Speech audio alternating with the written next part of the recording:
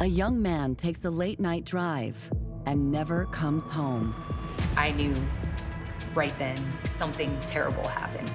A trail of cryptic clues leads into the wilderness. The panic just started coming in as soon as I went up to the site.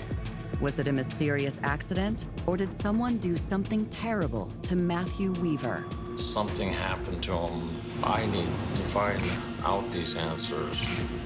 I'm just pleading with anybody. If anybody's seen anything, if anybody knows anything, please come forward.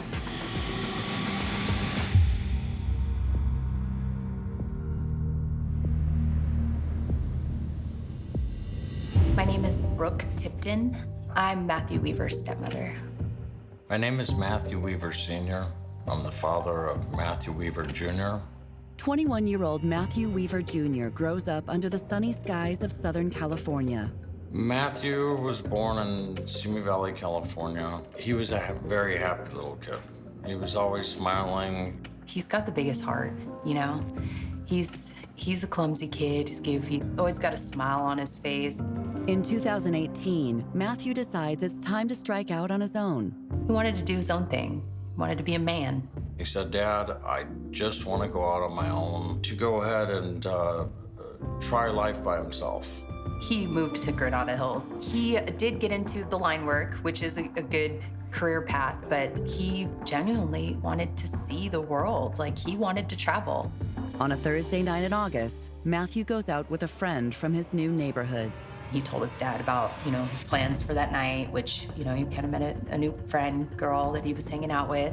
I told him, just be careful. I kissed him on the side of the cheek, and that was my last hug that I've ever given him. 2 days later, the Weaver family's nightmare begins. I received a phone call from a CHP officer. He said, "You need to come down here." I'm Jaden Brandt. I'm the private investigator working the Matthew Weaver missing persons case. On Saturday, August 11th, California Highway Patrol receives an alarming 911 call. There was some hikers that made a call to 911 that indicated that they kind of heard a commotion. They heard some people screaming. Police are on the scene within minutes. The CHP confirmed as well. They heard people yelling for help, and they thought they heard somebody say, "He's got a gun." Then, a chilling discovery. Matthew's vehicle was found down at that location. Once they realized that the vehicle was abandoned, he was officially reported as a missing person. At that point, nobody knew what was going on. I honestly, in my heart, thought okay, we'll hear from him later today or tomorrow. But come Monday, my heart sunk. The next day, once we had daylight, they came back, and they came with the dogs, the tracking dogs. Search and rescue actually went down into the canyon, and they didn't find any individuals. What they do find is puzzling. Snapchat pings your location every second if you have it open in the background. So once we got into that, we were able to build a timeline. First, he went and picked the female friend up in Chatsworth, and they kind of hung around the general area. She had told me they had a real in-depth talk, a private talk between them two. After that, he went ahead and dropped her off. About 5:45 in the morning, he takes off down Topanga to Mulholland to Stunt Road. This is a rural dead-end road that's in a pretty remote area of the Santa Monica Mountains.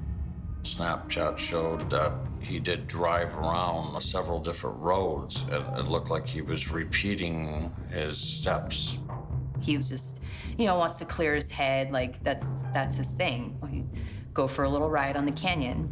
Maybe he needed to let off some steam. Maybe he wasn't happy about something. He proceeded to drive down to the Topanga Tower motorway. His vehicle was seen shortly after 7 a.m. He left us another clue because he took a Snapchat around sunrise. He had taken a photo just of the view from up at the parking lot area before he entered the hiking trail. There was no indication of any distress. It seemed like a typical positive social media post. But there was certainly a text message that was sent out that was a bit cryptic in nature.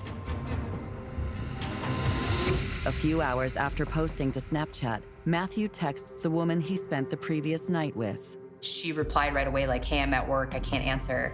He said that some crazy stuff was happening and you know, he just needed to talk to somebody while he had the chance. He sent that last text message around 11 a.m. that morning. All communication was lost after that last text. No more pinging locations, nothing. It's the last time anyone ever hears from Matthew Weaver Jr. We've spoken to the friend that he was with that night. There's no indication that she was involved in Matthew's disappearance. What happened to him after that point? A complete mystery. Nothing is left behind, nothing. Matthew Weaver's loved ones will never stop searching for answers. My family has put together search parties, going out and placing flyers everywhere. I hike those mountains every single day, and you know, you get out there and it's like, where do you look? The terrain is so rough. A land survey company in Malibu was able to provide us with nearly 800 very high-resolution photographs of a pretty wide area of where Matthew's vehicle was located. We're hoping that someone will look at those images and be able to identify something of significance. Not long after the photos are posted online, a stranger makes an astonishing discovery. I got the phone call that, hey, you know, they found a little spot of red, think it might be his hat, and I'm like, let's go. We drove out there, and when I found that hat, my stomach dropped.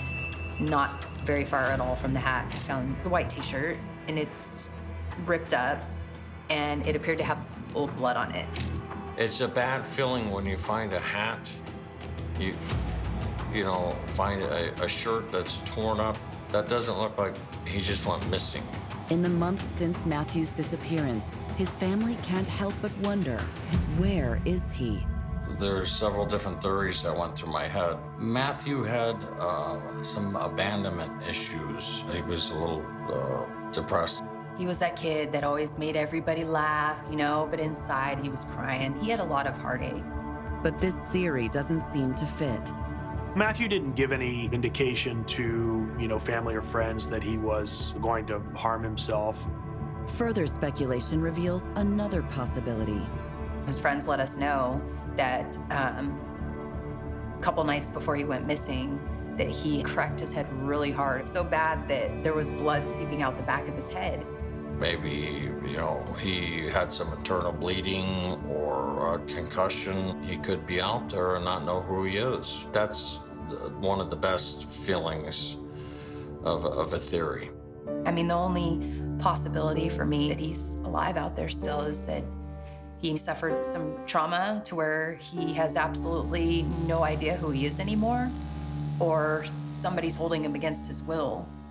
If something, you know, bad happened to him, somebody knows. You know, somebody's seen him, someone heard something. We don't know if, you know, if he was murdered. We don't know if something happened to him. He could be anywhere at this point. I want to know what happened to my son. It's tearing me apart. I just want him to come home. I want him to come home back to his family. I want these questions answered for my children, you know. I want to give them closure. Matthew's family hopes the public can help. All of those images are online. They're very high-resolution photos.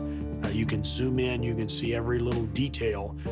Take some time to look at those photos. There's a $50,000 reward that's still in effect.